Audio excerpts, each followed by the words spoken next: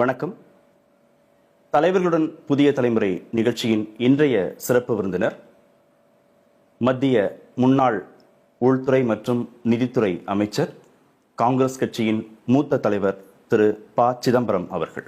வணக்கம் சார். வணக்கம். ஊர்ல உங்களை பற்றி தான் பேச்சா இருக்கு, கவனிக்கிறீங்களா? ஒன்றும் ஊரில் பேச்சுக்கெல்லாம் தேவையே கிடையாது.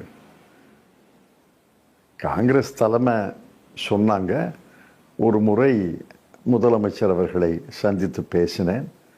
அன்னைக்கு இரவு முடிவாகிவிட்டது எத்தனை இடங்கள்னு.